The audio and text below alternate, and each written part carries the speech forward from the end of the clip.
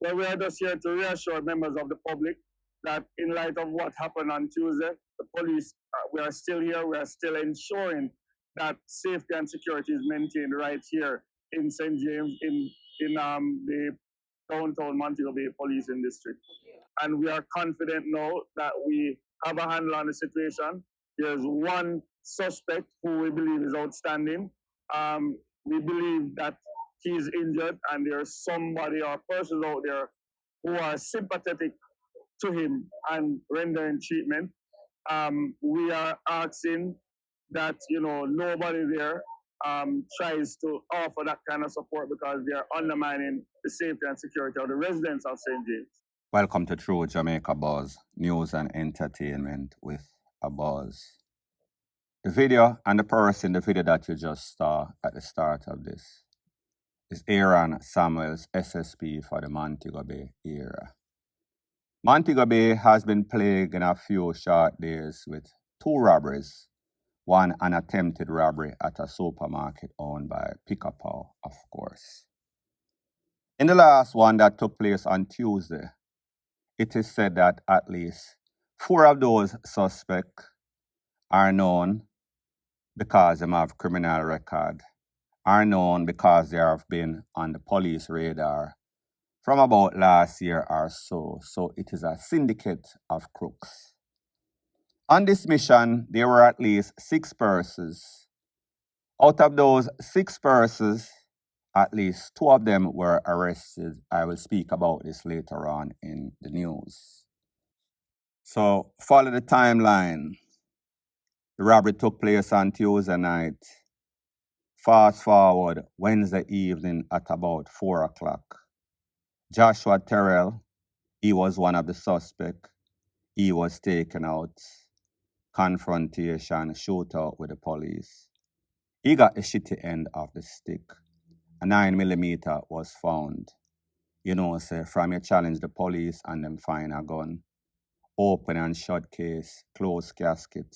Indicom needs not to even investigate. Fast forward less than an hour after at Albion Lane, that is in St. James again. Andrew Maurice White, same thing.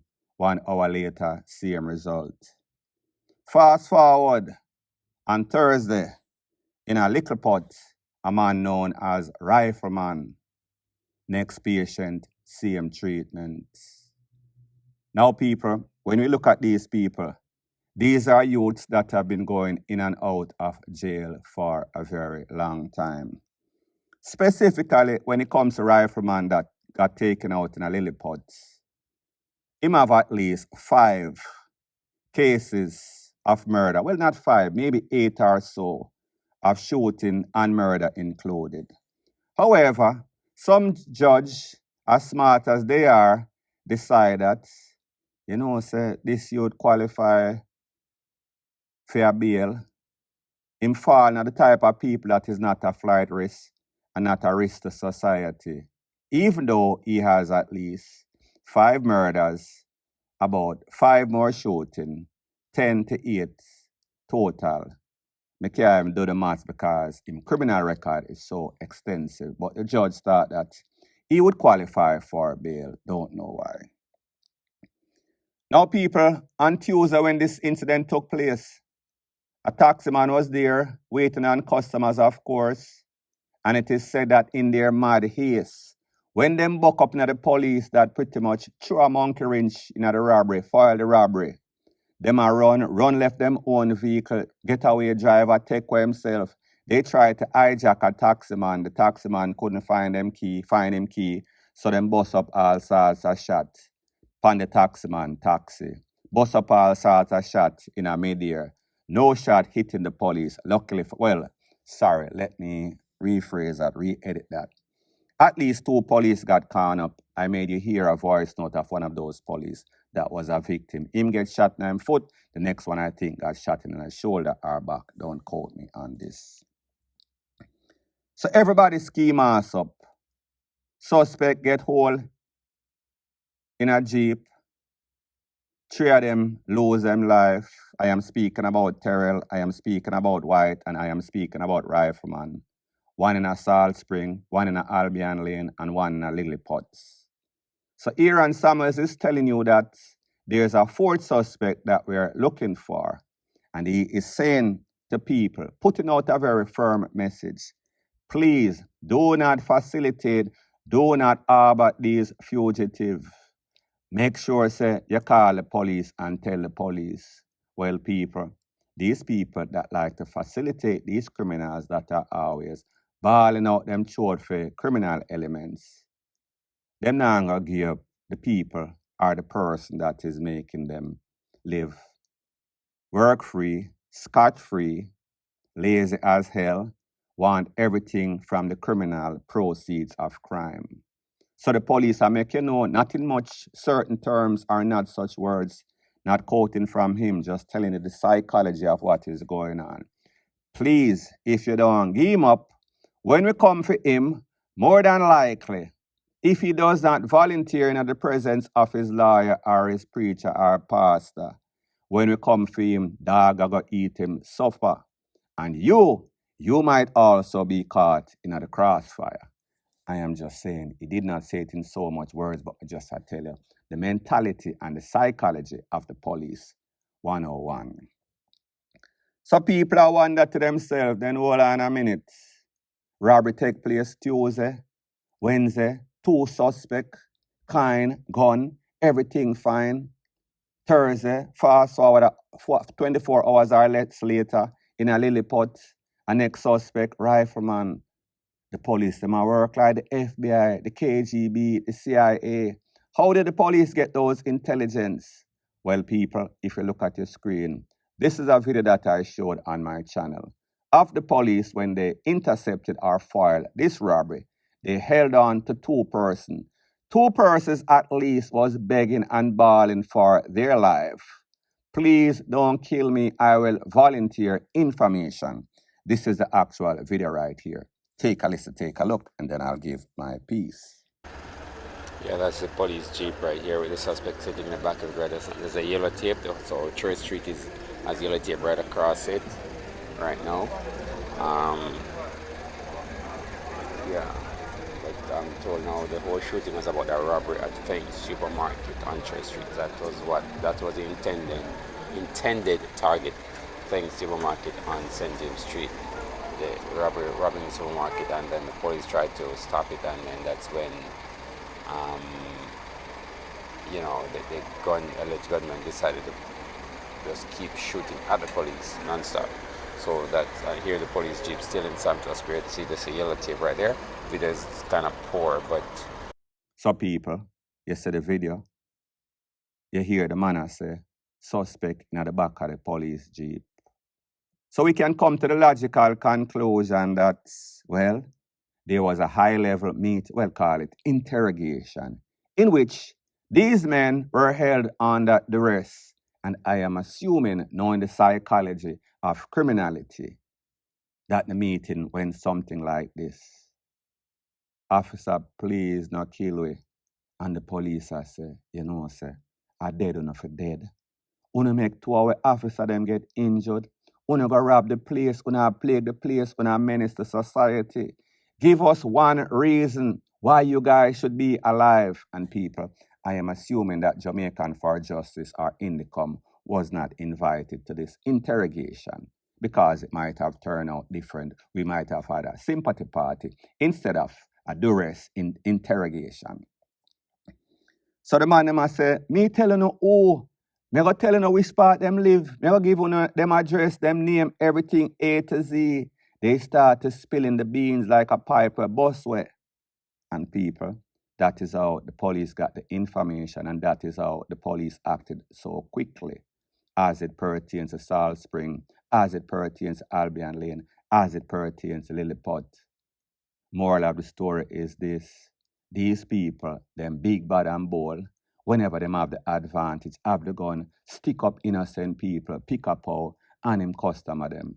However, when the police hold them, they are always going to be on the shitty end of the stick. They're always going to be caught up Schitt's Creek without any sort of paddle and begging and bawling for their life. Badman 101.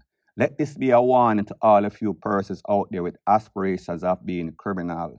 The police is on a wipeout, serves up, man's down, point blank, and period.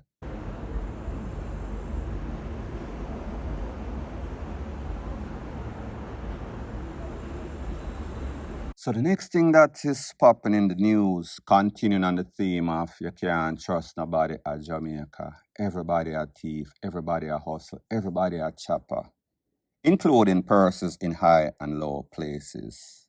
High-low, Lee's, Megamarts, other reputable or supposed to be reputable supermarket chain, business establishments.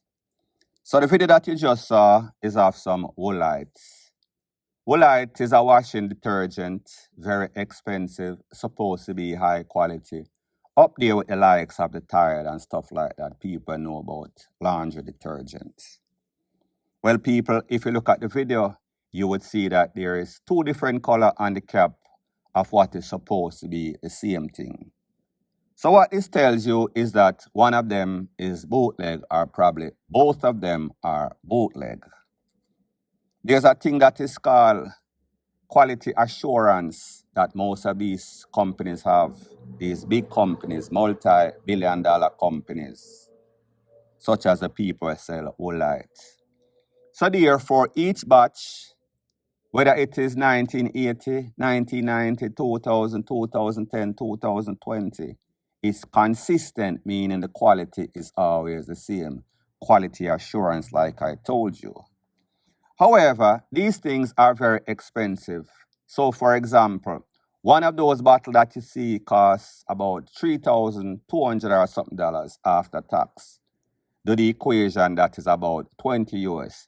The same thing costs probably about $12, $13 in America. So America, you get more money. However, Jamaica, you get less money and you pay more. However, you know, say, when it comes to quality and your clothes lasting, your laundry lasting, you're going to spend the money because then you cannot be penny wise and pound foolish. Buy cheap detergent, next thing you know, you wash your clothes and it disintegrates because of those chemicals from Mr. Pickup Out place. But the sad thing is that bad enough you are paying for the high prices with the taxes and everything, we understand, but we know that Jamaica is probably one of the most expensive places on planet Earth. The sad thing is that when you pay this high price, you're still getting the low quality. So you decide that you want to buy the high quality stuff, so you're not going to go to the wholesale down at the corner, round the corner. You're going to pay the high prices. But the facts are these, a lot of times you are still getting the low quality because these people of these supposed to be reputable places such as Lee's, such as Price Mart, such as Mega Mart, a lot of them, most of them could be included. Could be is an operative word. But me just I tell you my experience based on stuff that I've bought from these so-called reputable supermarkets, including Duracell battery. Not to veer from the topic, but I used to buy Duracell battery in the United States for your clipper, your shaver. That used to last me until the end of time. However, when I buy the same supposed to be Duracell battery in Jamaica, after me use the clipper one time or two times, then it starts to stammer and stutter and I say, nah, cut no more. So it tell me that something right. Duracell is an international company. So therefore the same batch they are Jamaica, supposed to be America, England, UK, rate, whatever the case. So I just show you. So the point that I'm trying to make is that these supermarkets are charging these high prices, jacked up prices with tax and everything included. Way more expensive than America, first world country versus third world country. But then you're making a sacrifice to pay more, but you're getting way, way less. You're getting the same type of stuff. All sorts of chemical in which you don't even know because them just put anything to replicate the color, the texture, and everything. The only thing is that the quality is ish. So therefore, you're paying good money for ish. Only in a Jamaica, everybody's a thief, everybody's a hustler, including persons in a high and low places. Point blank and period. So the next thing that is popping in the news is that we see that these predial thieves, these car thieves, them are get big, bad, and bold and brazen. They are making sure that whenever they go on their robbery, they are carrying a gun, just in case something pops off, just in case the rightful owner puts up any sort of resistance. That rightful owner can end up in the afterlife. Such is the latest case as it pertains to one Anthony Wallace, known as Travis in the street, Taximan. Based on information, it is said that on or about Wednesday, March 12, 2025 at about 2 a.m., Mr. Travis and his accomplice went on a property and they stole an Axio. It seems as if the owner got wind of what took place, called the police, give them the registration plate and everything. Police intercept the vehicle. When them intercept the vehicle, instead of Mr. Wallace and his friend take for themselves, they decided that they were going to alight from the vehicle, blaze up some corner for the police, run left the vehicle by foot. Based on information, it is said that the police had Mr. Travis as a person of interest and told him, listen, quickly turn in yourself, don't make it come for you. You've seen all the videos all over social media with people holding on the police gun. We've seen all the stories of shootouts, the cliche script, you see the result, next patient, same treatment. This could be you. The deeds that you have done is a death warrant. So therefore, turn in yourself before we turn you into some sorts of duppy. It is said that Mr. Travis obliged and turned himself over to the police. He was charged for robbery. He was charged for illegal possession, ammunition, piping up after the police.